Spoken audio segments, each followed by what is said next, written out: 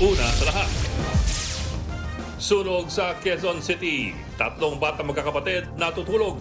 Hindi nakalabas ng kwarto, pare-parehong patay.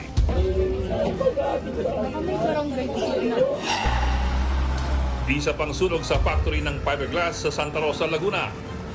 Habang sa Sorsogon, pati ang 52 feet na imahen ng Birheng Maria nagliyab. Ang buong detalye ng kaliwat kanang sunog na yan, abangan. Magandang gabi, Pilipinas. Sa Frontline tonight. Dating Speaker Martin Romualdez, taas ang tinanggay ang paratang na kumikickback siya ng mali-malitang pera sa flood control projects. Ang tanong, posible siyang maging state witness?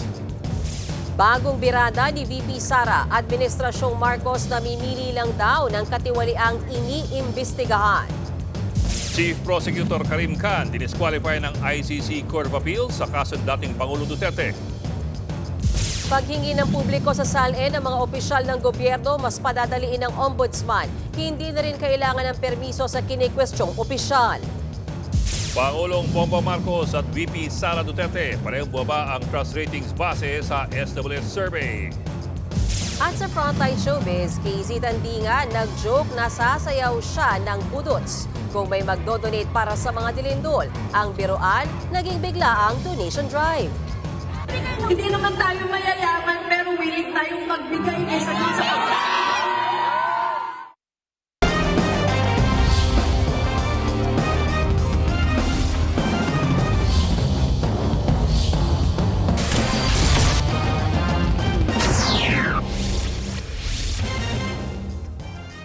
Dinisqualify ng ICC Court of Appeals si Chief Prosecutor Karim Khan sa kasong kinakaharap ni dating Pangulong Duterte. Ayon yan sa dokumentong eksklusibong nakuha ng Reuters. Nakitaan si Khan ng posibleng conflict of interest sa kasong crimes against humanity ni Duterte.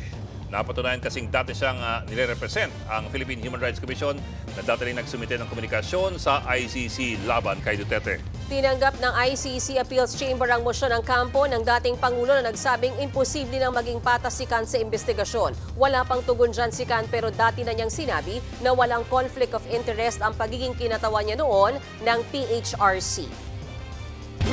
Sunog ang bumulaga sa 3 magkakaiwalay na lugar sa bansa ngayong araw. Kabilang po ang sunog sa Quezon City kung saan patay ang 3 batang magkakapatid. Natrap ang mga biktima habang natutulog sila sa kanilang kwarto. Yan at iba pang sunog sa Frontline Report ni Gary De Leon. Makapal na usok ang bumalot sa 50 bahay na nasunog sa Barangay Santo Domingo sa Quezon City. Ang nanay na yan, napahagulgol ng malamang natrap sa kanilang bahay ang kanyang 3 anak, edad 10, 7 at 5. Nang magsagawa ng clearing operations, natagpuang patay ang mga bata. Magkakatabi sila sa kwarto. Kasama naman po sila sa house, pero yung parents po kasi nila nasa work. Yung 3 bata, natutulog po sila. Kasama ng mga biktima ang kanilang lola na unang nasagip ng mga rescuer. Hindi na nagpaunlak ng panayam ang magulang ng 3 bata. Meron ding mga residenteng natrap sa gitna ng sunog. Binutas nila ang pader ng isang establishmento para makaligtas. Base sa investigasyon, pasado alas 11 ng umaga nang sumiklab ang apoy. Mabilis itong kumalat dahil gawa sa light material sa mga bahay. Pahirapan din ang pag-apula dahil sa masisikip na eskinita. Sa lakas ng apoy, 20 fire truck ang nagtulong-tulong. 2 oras. Ayon sa barangay, nasa 30 pamilya ang apektado ng sunog. Sumisilong muna sila sa Santo Domingo Church. Inaalam pa rin ang sanhi ng apoy. Tulong-tulong ang mga bombero sa pag-apula na nasusunog na bodega ng plastic fiber at fiberglass sa barangay Balibago, Santa Rosa, Laguna. Sumiklab ang sunog pasado 1:30 kaninang madaling araw. Pahirapan ang pagpatay sa apoy dahil sa mga materyales sa loob ng bodega. Kaya ang mga bombero, chemical na ang ginamit pamatay sunog. Makalipas ang halos 7 oras, naapula ang sunog mag-aalas 8 na ng umaga. Medyo nahirapan kami kasi po fiber yung materials niya. Was naapula namin yung may part na naapula na. Pag iniwan namin, pagbalik po, nagliliyab na ulit. Hindi naman nadamay ang mga kalapit na gusali. Wala ring sugatan sa sunog, lalo't nakalabas naman ang lahat ng empleyado. Inaalam pa ang sanhi ng apoy at ang halaga ng pinsala. Nagliyab ang isang malaking imahe ng Our Lady of Rosary sa bahay ng Kasiguran sa Sorsogon kagabi. ng lumang mga residente at mga deboto na makitang natutupok ng apoy ang 52 talampakan na imahen. Mabilis kumalat ang apoy dahil sa hangin at dahil yari rin sa kahoy ang imahen. Napabayaan kandila ang isa sa mga hinihinalang mitsa sa sunog. Nagbabalita mula sa frontline. Gary De Leon, News 5. Harap-harapang tinanggi ni Congressman Martin Romualdez sa Independent Commission on Infrastructure ang paratang na kumikikibak siya ng mali-malitang pera sa mga flood control projects. Sa gitna naman ng investigasyon, lumutang ang tanong kung posible ba maging state witness ang kongresista. Nasa frontline na balitang yan si Gerard de la Peña. Humarap sa Independent Commission for Infrastructure si dating House Speaker at Leyte 1st District Representative Martin Romualdez para sa pagdinig kaugnay ng maanumalyang flood control projects. I will be here to help in any way to speed up the resolution of the fact-finding investigation of the ICI. Sa pagdinig, ibinahagi ni Romualdez ang personal niyang kaalaman sa budget process kahit hindi raw siya parte ng Bicameral Conference Committee. Diyan kasi sinasabing nagkaroon ng bilyon-bilyong pisong budget insertions para sa umano'y kickback. It's about facts and evidence and hindi lang political noise or speculations. Kaya the ICI commissioners were able to ask me many questions and I was able to answer it. Ayon naman sa komisyon, naipaliwanag ni Romualdez ang proseso ng budget pero wala raw idinawit o sinisi si Romualdez. Sinabi niya lang kung sino yung mga tao na involved doon sa budget process. So yun yung mga imbitahin ngayon ng commission. I cannot divulge the names first, no? But we will inform you once we have invited them. Kinumpirma rin ni ICI Executive Director Brian Hosaka na tinanong nila si Romualdez tungkol sa umunay pagtanggap ng kickback sa flood control projects. Pero itinanggi raw ng kongresista ang alegasyon. Matatanda ang sinabi ng dating security consultant ni dating Congressman Zaldico na si Orly Guteza na nagdadala sila noon ng milyon-milyong pisong cash na nakamaleta pa sa bahay ni Nako at Romualdez. Well, the witnesses that were presented are discredited already for having presented falsified documents in the testimony, and their testimonies have already been denied. Handa naman daw ang kongresista na bumalik sakaling ipatawag ulit ng ICI. Pero pwede ba siyang maging state witness sa flood control scandal? Depende po sa kanya magiging salaysay at depende na po rin yan sa Department of Justice kung siya pa ay maituturing na isang state witness. Pinalaga naman yan ni Davao City 1st District Representative Paulo Duterte. Tinawag niya itong biggest joke of the century. Dagdag pa ni Pulong, lumalabas daw na gustong maging testigo ng isang magnanakaw sa sarili niyang nakawan. Sa ngayon, wala pang pahayagan DOJ tungkol sa posibilidad na maging state witness si Romualdez. Si Zaldico naman, no-show sa hearing ng ICI kahit pinasabpina na. Ang sabi naman ng ICI, kailangan nilang pag-aralan ng susunod dalang hakbang kung dapat na nga ba sila lumapit sa korte para humingi ng warrant of arrest laban kay Zaldico. Samantala, isinumite na ng Department of Justice ang kanilang findings sa Ombudsman hinggil sa 5 ghost flood control projects sa Bulacan. Kabilang sa mga dawit, sina dating Bulacan 1st District Engineer Henry Alcantara at DE at Assistant DE Bryce Hernandez at JP Mendoza. Gayon din ang contractor na Sims Construction Trading. Ilan sa mga inirekomendang reklamo ay graft, malversation, falsification of public documents at perjury. Gusto nating ipakita na yung mga alituntunin na dapat sundin sa pagproseso ng isang project, no, ay hindi nasunod. Kasi kung ito ay nasunod, di sana wala tayong ghost project na pinag-uusapan. Ayon naman kay Ombudsman Boying Remulla, marami pa silang inihahandang kaso, pati na sa Sandigan Bayan. It would involve higher officials. Kasi nga, marami na tayo nakuha mga data na talaga magpapakita na nagkabatuhan ng pera from one account to the other. Marami doon, hindi pa cash, bank to bank pa. Nagbabalita mula sa Frontline, Gerard de la Peña, News 5. Muli nagpatutsada si VP Sara Duterte laban sa administrasyon. Ang bago niyang birada, namimili lamang daw ng katiwalang iniimbestigahan ang gobyerno. Yun daw ang dahilan kaya't hindi natitigil ang mga protesta. Nasa frontline na balitang yan si Camille Samonte. Pili-pili lang daw ang mga iniimbestigahan ng administrasyon kaugnay ng katiwalian sa gobyerno. Yan ang diretsahang akusasyon ni Vice President Sara Duterte sa isang press conference sa Zamboanga City. Napansin daw ng bise na kapag madadawit sa issue ang Office of the President, ay bigla umanong natitigil at hindi na umusad ang investigasyon dito. Pinipili nila kung ano yung gusto nila imbestigahan. At kung napapansin nyo, kapag medyo tatamaan na o merong tatamaan o tatamaan na talaga ang Office of the President, ang administrasyon sa investigasyon, ay biglang namamatay yung investigasyon. O nawawala, o nalilibing, o nalulubog yung investigasyon. So, ibig sabihin, meron talagang pagkontrol sa kwento. Hindi rin daw tiwala ang bise sa integridad ng Independent Commission for Infrastructure o ICI, lalo't ang Pangulo ang bumuo nito. Ang ginawa lang kasi ng Pangulo, noong tinamaan siya nung sarili niyang speech, na mahiya naman kayo,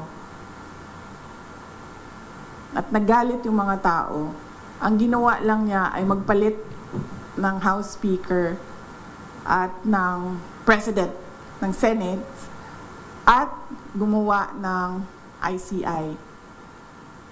Pero hanggang ngayon, wala pa rin nananagot. Maging ang desisyon ni Ombudsman Boying Remulla na muling buhayin ang investigasyon sa Formally scandal, di pinalampas ni VP Sara. Kung sincero raw talaga ang Ombudsman, dapat muli ring buksan ang investigasyon sa overpriced laptop ng Department of Education, lalo't ayon kay VP Sara, kumpanya raw ni dating Congressman Zaldico ang contractor rito. Paniwala ng bise, ang selective investigation na ito ang dahilan kung bakit patuloy ang mga protesta. Sa kabila niyan, hindi raw suportado ni VP Sara ang panawagang magbitiw sa pwesto si PBBM. I never said Marcos resign. Ang sinabi ko, ma'am, unang-una, magpa-drug test siya. May challenge na siya galing kay Attorney Vic Rodriguez. And that is a hanging open challenge na hanggang ngayon ayaw niyang gawin. Na sinasabi ko, that is a betrayal of public trust.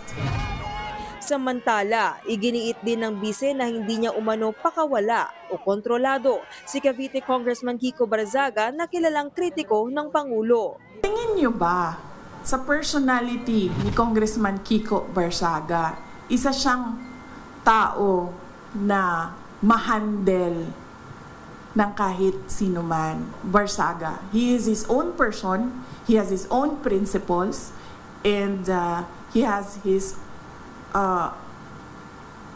own free will. And there is nothing wrong at all with what he is doing. Nagbabalita mula sa Frontline, Camille Samonte, News 5. Maraming Pilipino ang gusto ng mapanagot at mapakulong ang mga tiwaling opisyal at kontratistang sangkot sa flood control scandal. Ayon yan sa bagong survey ng Octa Research. Sagot naman dyan ng palasyo, kalma lang muna. Narito ang aking report.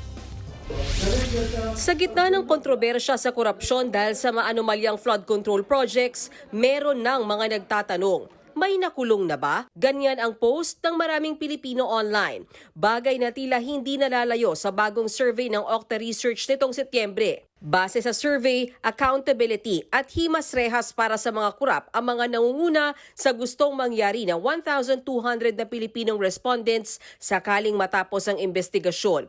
Nangunguna dyan ang mapanagot ang mga tiwaling opisyal at kontraktor. Gusto rin ng mga Pilipino na bawiin ang mga nalustay na pera. Pero sabi dyan ng palasyo, kalma lang muna. Mahalaga pa rin daw kasi na may sapat pa ring ebidensya. Hindi po kasi ito nadadaan sa agad-agaran.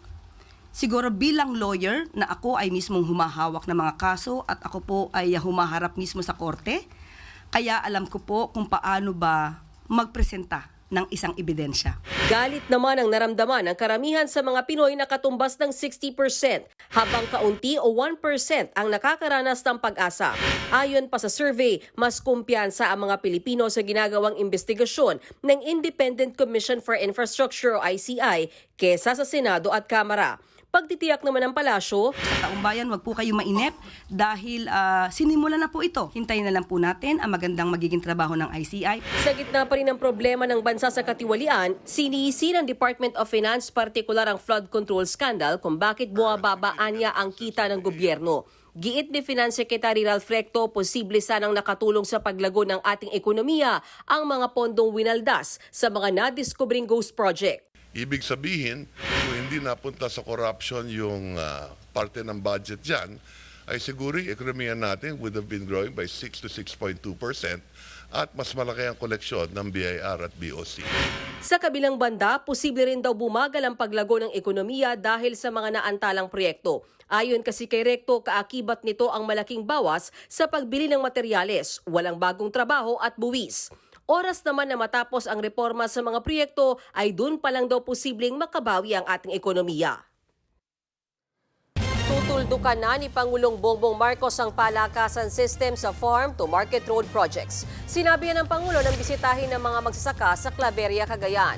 Ayon sa Pangulo, may roadmap na ng naturang proyekto sa buong bansa. Kukonsultahin daw ang mga lokal na opisyal para matiyak na tama ang mga kalsadang aayusin. Una na rin sinabi ng Malacanang na iimbestigahan ng higit 100 milyong pisong halaga ng umano'y ghost farm-to-market roads sa Mindanao. Hindi lang yung kagaya ng dati na palakasan lang, nakikiusap lang, lagyan ko yung farm-to-market road dito.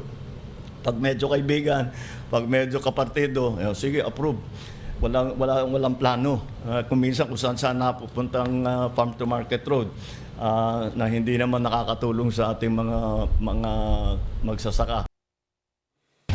Parehong bumaba ang trust rating ni Pangulong Bongbong Marcos at VP Sara Duterte. 43% ang nakuha ang trust rating ni PBBM nitong Setyembre. 5 puntos ang binaba kumpara sa 48% noong Hunyo. 8 puntos naman ang binaba ng mga nagtitiwala kay VP Sara. 53% ang trust rating niya nitong Setyembre kumpara sa 61% noong Hunyo. Ginawa ang survey noong September 24 hanggang September 30 kung kailan kasagsagan ang investigasyon sa anomalya sa mga flood control projects. Niluwagan na ang requirements para masilip ang SALN ng mga opisyal ng gobyerno. Hindi na rin kailangan ng permiso ng kinikwestyong opisyal. Sa gitna yan ng panawagang i-lifestyle check ang government officials dahil sa alegasyon ng pangungurakot sa pondo ng bayan. Nasa frontline ng balitang yan si Kari Kitor.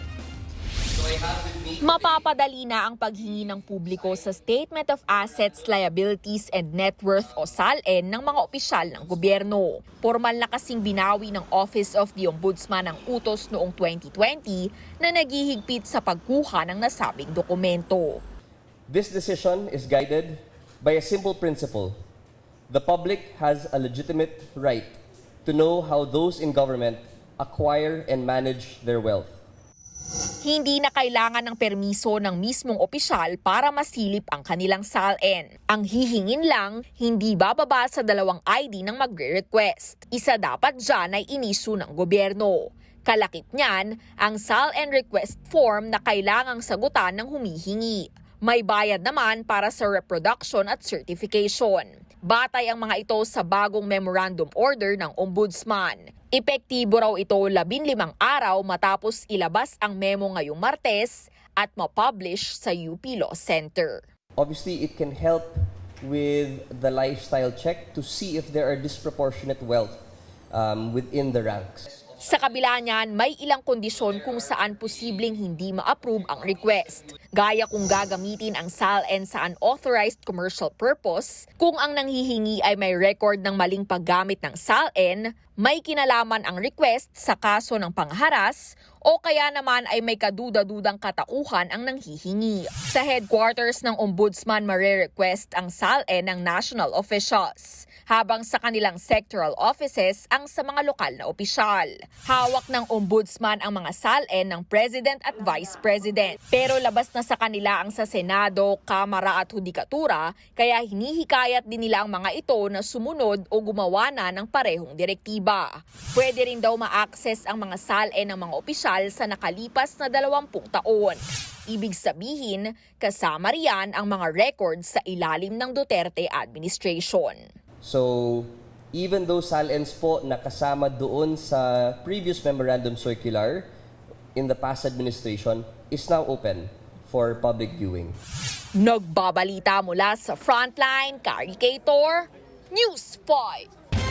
Kung tutusin, patong-patong na po ang mga batas na nagsasabing pwede dapat silipin ng taong bayan ang mga SALN ng mga opisyal ng gobyerno. Ano pa naman pakialam natin sa mga SALN na yan?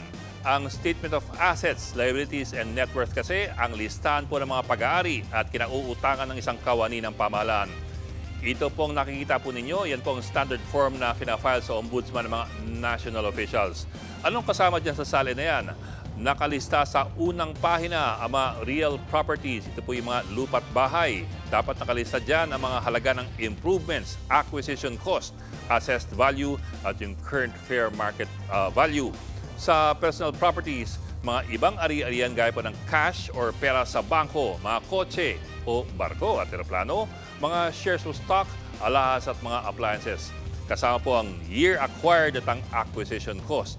Sa pangalawang pahina, nakalista po ang mga liabilities o utang at ang mga business interest, financial connections at mga kamag-anak sa gobyerno.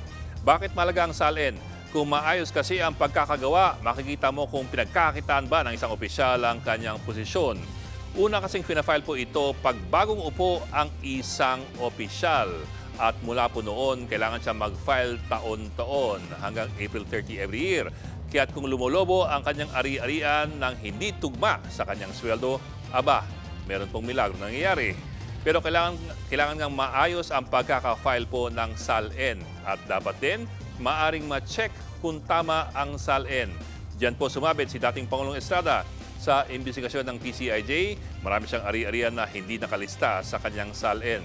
Taong 1960 pa po requirement yung asset declaration sa anti-graft law. Sa Section 7, lahat ng kawani ng gobyerno dapat po mag-file ng detalyadong Statement of Assets and Liabilities taon-taon. Sa 1987 Constitution, muling ginit itong requirement na ito. Section 17, lahat ng public officers and employees kailangan pong mag-submit. At ayon sa Constitution, the declaration shall be disclosed to the public in a manner provided by law. Malinaw po yan. Ano naman yung manner provided by law? Nilagay po yan sa RA 6713, ang Code of Conduct for Public Officials. Sa Section 8C ng batas na yan, sobra pong linaw. Ang SALN pwedeng makita ng publiko basta sa reasonableng oras. Pwede siyang i-xerox po ng publiko 10 araw matapos siyang i-file ng mga opisyal. Maring maningil ang gobyerno ng reasonableng bayad para po sa pagpapaserox at pagpapakoryo. At ito pong mga SALN available dapat ng 10 taon mula sa pagkaka-file. Sobra nga pong linaw ng batas na yan. At sa susunod na seksyon, nandun po yung mga pagbabawal. Bawal gamitin ng SALN for purposes contrary to morals or public policy. Ito po ang medyo inabuso ng mga opisyal na ayaw isa publiko ang mga SALN. Bawal daw kasing isiwalat ang SALN kung contrary to public policy. Kaya't ang sinabi na lamang ng ilang opisyal, ang bagong public policy maghigpit sa SALN.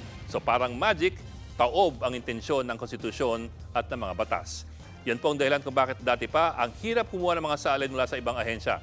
Halimbawa, sa matagal na panahon, ayaw maglabas ng Korte Suprema ng mga SALN ng mga hurado. Noong nakaraang dekada, naglabas ng kautusan ng Korte Suprema. Ang kanilang SALN pwede lamang daw i-release pag may approval ng mga Supreme Court Justices en banc. Ganon din po sa Kongreso. Sa halip, naglabas lamang ang Kongreso ng mga summaries ng mga pinakamayamang kongresista. Pero ang talagang opisyal na paghihigpit sa SALN nangyari sa ilalim ni dating Ombudsman Samuel Martires na galing naman sa Korte Suprema.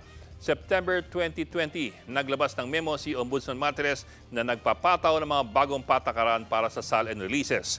Pwede lamang i-release ang SALN kung ang nag-request ay ang mismong nag-file nito. Pero kung ikaw nga ang nag-file, bakit ka naman magre-request ng sarili mong SALN? Pangalawa, kung may utos ang isang korte. At pangatlo, kung may imbestigasyon ang mismong ombudsman. Kung gusto mo ng SALN ng isang opisyal, magpaalam ka muna sa opisyal na yon. Doon po nauwi ang issue ng SALN. Kung may gusto kang isiwalat, kailangan ka muna magpaalam sa opisyal na gagawan mo ng expose. Ang argumento kasi ni Martires ginagamit lamang mga SALN para siraan ang mga opisyal ng gobyerno. Hindi pa po nagtapos doon. September 2021, may panukala pa si Ombudsman Martires. Kung magkomentaryo sa SALN ng isang opisyal ng gobyerno, ipakulong yung mga nagkomento ng hindi bababa ng 5 taon. Pwede lamang daw ang publication ayon sa batas. Bawal daw ang komentaryo. Kailangan daw repasuhin ng Code of Conduct for Public Officials para isakatuparan nito. At awa ng Diyos, Wala pong kumagat sa panukala ni Martinez.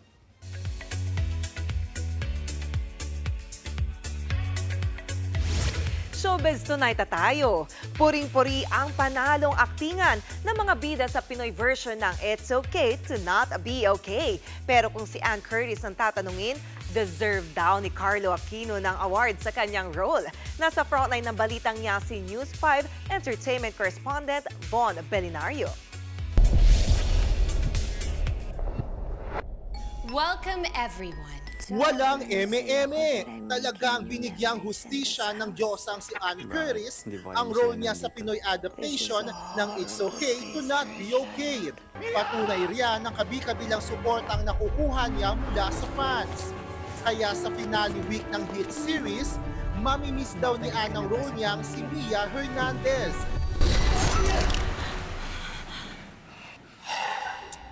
I loved her as a person because she may be a bit feisty, pero sobrang niyang lovable.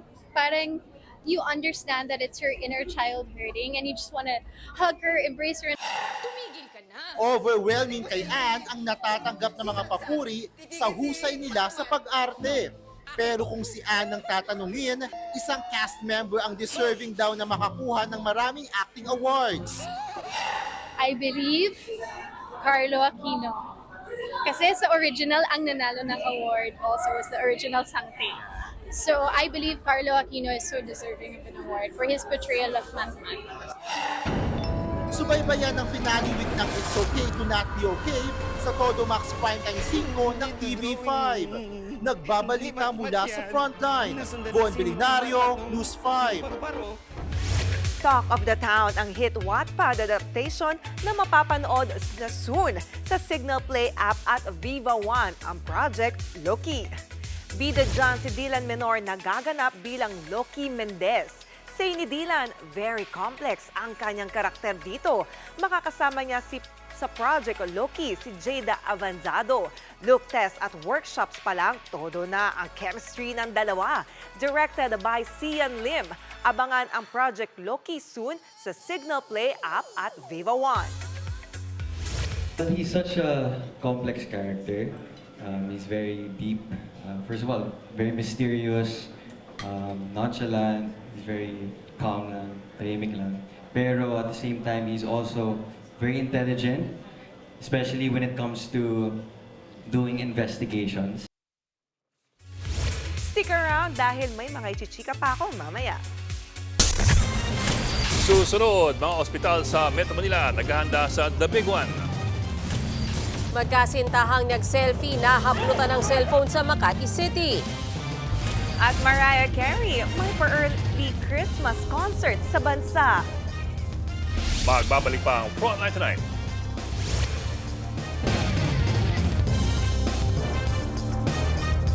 Mga kapatid, Ed Lingaw po, maging maalam at may pakialam sa mga napapanahong balita sa ating bansa.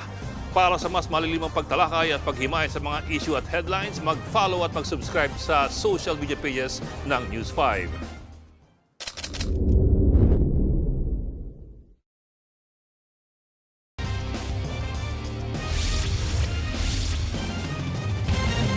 Nag-selfie lang mga magkasintahan sa labas ng kainan sa Makati City. Pero sa gitna ng smile, biglang may rider na humablot ng cellphone nila. Makikita sa video ang pagtakas ng snatcher. Hinabol siya ng mga biktima, naabutan at nabawi ang cellphone. Pero nakatakbo pa rin ang suspect. Paalala po ng barangay, tumabi sa kalsada bago mag-selfie. Ininspeksyon ng ilang paaralan sa Metro Manila para tiyakin kung matatag ang mga ito kapag tumama na ang The Big One. Yan ang magnitude 7.2 na lindol na pinangangambahang tumama sa Metro Manila. Kaya naman pinaghahanda na rin ang mga ospital. Nasa frontline ng balitang yan si JC Cosico. Dahil sa sunod-sunod na lindol sa bansa sa huling 2 linggo, pinaghahanda ng DOH ang mga ospital sa Metro Manila sakaling yumanig na ang The Big One. Yan ang magnitude 7.2 na lindol na posibleng tumama sa Metro Manila. Kapag nangyari yan, tinatayang 48,000 ang death toll sa Metro Manila at mga kalapit probinsya. Kaya utos ni Health Secretary Ted Herbosa sa mga regional offices ng DOH, i-review ang kanilang hospital preparedness plan. At least make sure we will be the last facility standing in a big one, tayo ang dapat huling facility na hindi babagsak. Tinukoy ng DOH ang mga ospital na nakalaan para sa 4 na quadrant sa Metro Manila. Yan ay ang North, West, East at South quadrants. Sa North Quadrant, nagtalaga ng 11 DOH hospitals. 2 naman sa East Quadrant. Sa West Quadrant, 5 ang inilaang ospital. At sa South naman, higit 2 ang DOH hospitals. Bawat quadrant may earthquake response plan. Pinatitiyak din ng DOH ang supply ng kuryente at tubig. You cannot operate a hospital without water and electricity. You cannot operate and provide services. Even if you're there, kung wala kang water, electricity, hindi ka makakapag-sterilize ng instruments. Bukod sa mga ospital, pinaghahanda na rin ang mga paaralan sa Metro Manila. Sa Pasay City, ininspeksyon ng ilang eskwelahan para tiyakin ang katatagan ng mga ito. Pero ayon sa DOH, hindi lang structural integrity ng mga paaralan ang dapat silipin. Dapat din daw paghandaan ang emotional resilience ng mga estudyante. Nakita ko yung nag-earthquake sa Baguio. Itong recently lang, there were 40 high school children that were brought to the emergency department of Baguio Generals. But all of them were just suffering from what we call hyperventilation syndrome or hysteria. It was a mass hysteria. Nagbabalita mula sa Frontline, JC Cosico, News 5.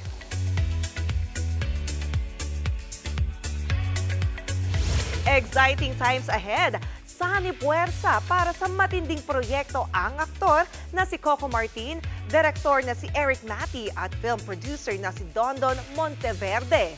Not just one, kundi 2 major films ang kanilang binubuo.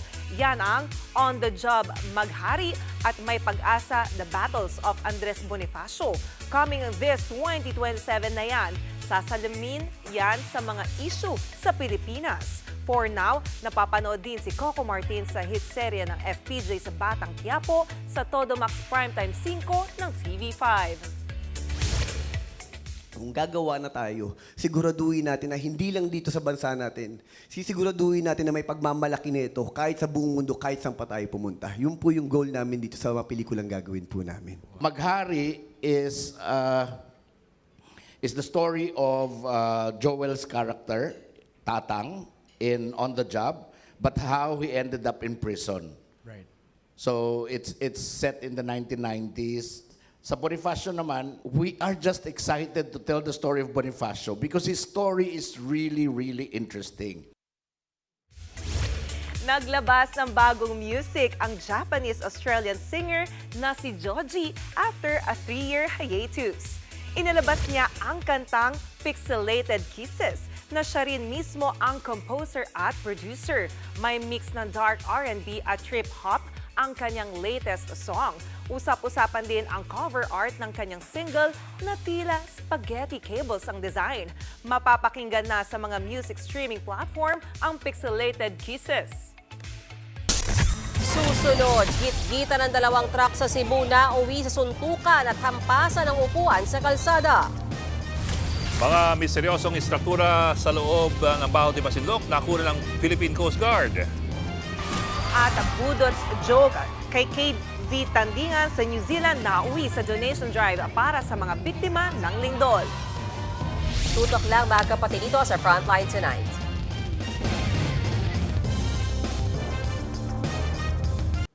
Mga kapatid, Mean Los Baños po, huwag magpahuli sa mga balita at impormasyong dapat ninyong malaman. Para sa mas malawak na balitaan at diskusyon, mag-follow at mag-subscribe na sa social media pages ng News 5.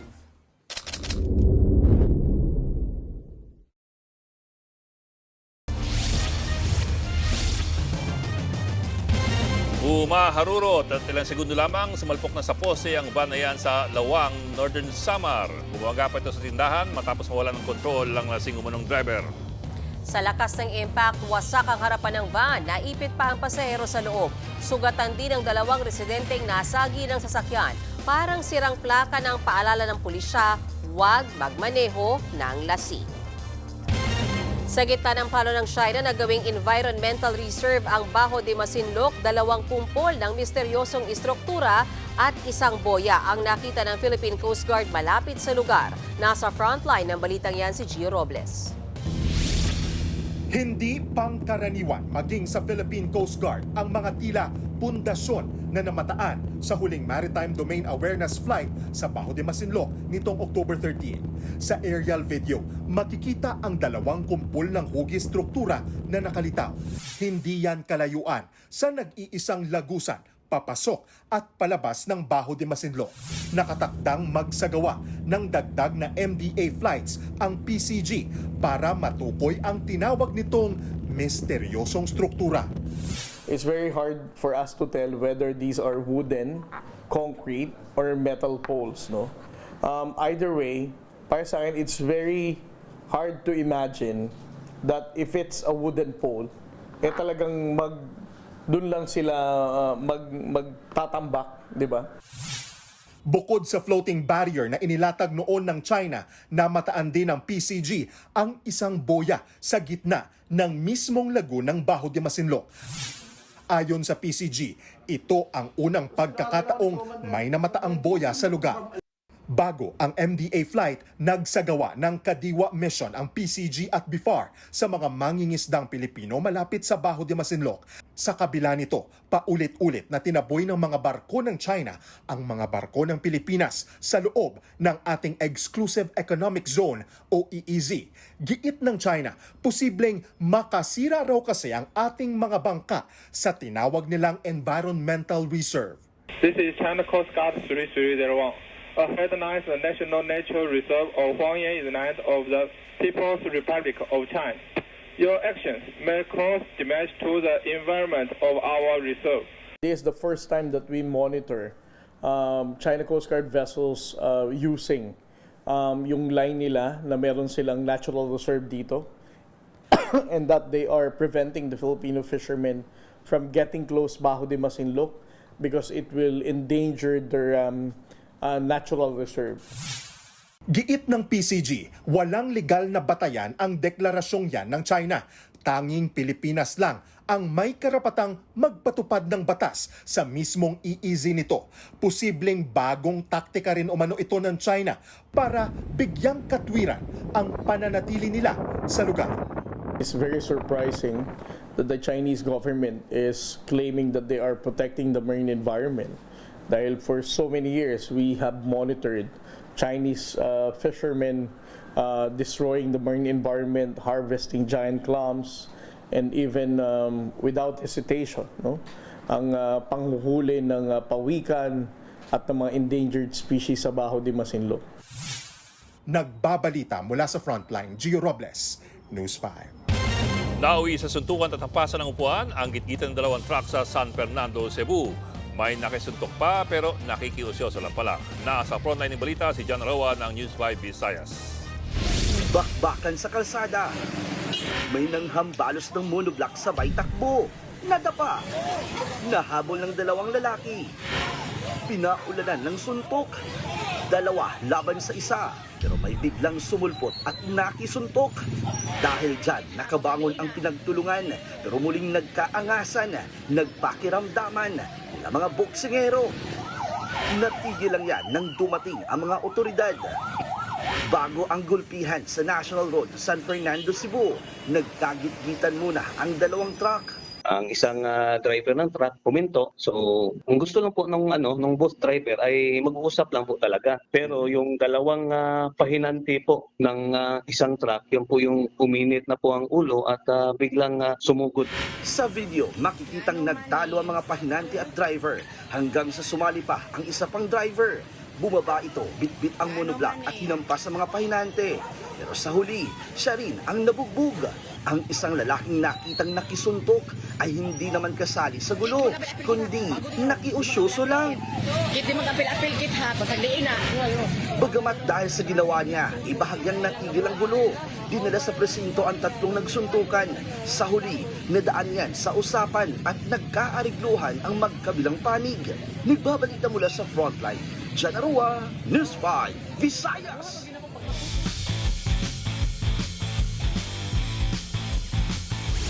Ginawaran ng mga top PBA player at executive sa PBA Press Corps Awards Night kagabi sa Quezon City. Kabilang din dyan ang mga rookie na nagpakitang gilas last season gaya ni na RJ Abarrientos, Kai Balungay, Jordan Hiding, Kaylan Kyongson, Justine Baltazar at Cedric Bearfield. Scoring champion naman si Arvin Tolentino habang Defensive Player of the Year si Zav Lucero ng Magnolia Hotshots. At for the 7th time, Coach of the Year si TNT Head Coach Chot Reyes. Ginawaran din bilang Executive of the Year si TV5 Chairman at TNT Tropang 5G owner Manny V. Pangilinan. Coach of the Year award really is a reflection of how well our team did more than any individual effort on my part. It's really, if our team wasn't winning, then I wouldn't be here. So. Well, it's always the love for the sport, so I don't think it will ever die amongst the Filipinos. No? So we should and we will continue to support this sport. Abangan, legendary singer na si Mariah Carey, pinerform ang kanyang OG hit song sa MOA Arena. At pabudots for a cause ni KZ Tandingan sa New Zealand, biglang humakot ng donasyon. Tuloy-tuloy ang balitaan dito sa Frontline Tonight.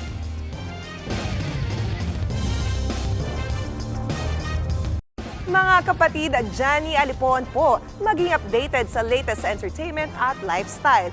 Huwag magpahuli, mag-follow at mag-subscribe na sa social media pages ng News 5.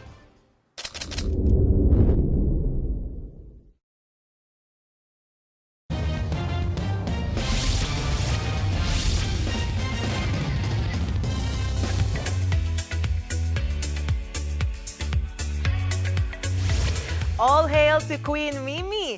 Successful ang concert ng nag-iisang Mariah Carey sa Mall of Asia Arena ngayong gabi. Unang ratsyada, napawistle agad ang superstar sa hit song niyang Emotions. Siyempre, kinanta rin ni Mariah ang hit song niyang All I Want for Christmas Is You. Pati ang Hero, Always Be My Baby at iba pa. Nag-perform din siya ng ilang songs mula sa new album na Here For It All. Ito ang pagbabalik bansa ni Mariah para sa kanyang The Celebration of Mimi Tour. Huling bumisita ang Grammy-winning artist sa Pilipinas noong 2018. Budots for a cause. Nagsimula sa biro ni KZ Tandingan pero nauwi sa bigla ang donation drive para sa mga biktima ng lindol. Kapalit ang pagsasayaw niya ng budots, ang mahigit 100,000 pesos na tulong. Nasa frontline ng balitang niyan si Laila Pangilinan. Sa Auckland concert ni TJ Monterde sa New Zealand, hindi lang kilig at musika ang hatid, kundi pag-asa at pagtulong.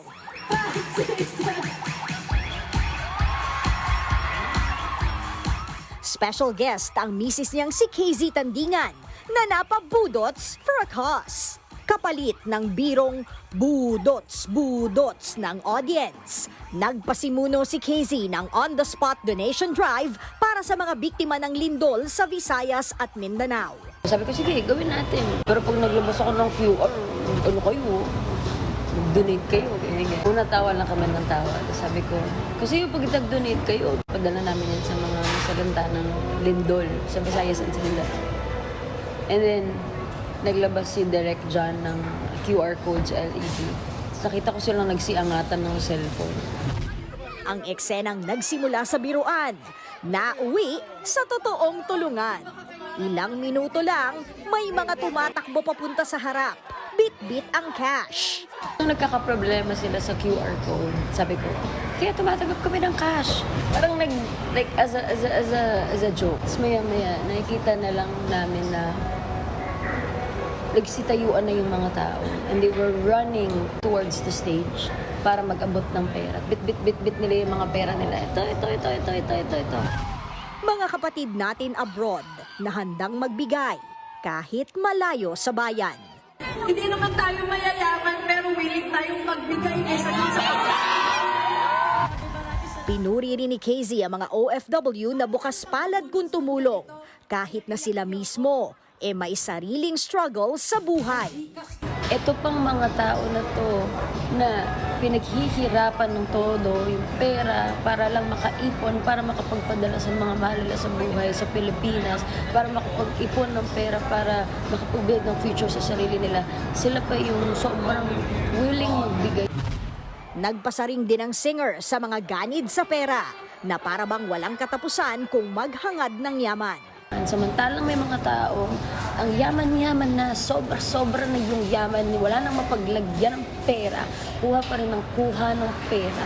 Di pa rin natatapos ang kuha ng pera at hindi pa rin nananagot. Sa huli, isang budots na naging simbolo ng kabayanihan. Isang concert moment na nagpatunay na kahit saan mang sulok ng mundo, ang puso ng Pilipino tumitibok pa rin para sa kapwa. KZ turning budots into a cause, proving na minsan ang pinakamagandang tugtugin, yung sabay-sabay tayong nagbibigay sa iisa pero sarili nating mundo. Nagbabalita mula sa Frontline, Laila Pangilinan, News 5. Yan magbudots ka ng frakos. Gusto mo yung wala akong nasabi? Nagulat ako, baka magbudot eh. Wala magbigay. Matakot sila sa atin. Baka mangutang pa, no? Dali, magpapasalod na ako. Labas mo na yung QR code mo. Kasi yung pasalo. Hindi nga QR code, pasalod eh. Okay, pero taas kamay kaya ng KZ Tandingan. Tapos Oo. naman talaga. Maraming salamat sa mga nag-donate. No? Kahit sinisabi nga nila kahit mga OFW natin ay kahit kanya-kanyang problema at hirap, pero tumutulong pa rin sila. Okay. Amen and amen. Yan po ang 45 minutong paghimas malagang headlines. Balitaan at diskusyon para sa paghubog ng matalinong opinyon. Kami niyong kapatid sa Balitaan at Public Service. Ako po si Mean Los Baños Oroseo. Ako na po si Adlingao, walang iwanan sa Frontline Tonight.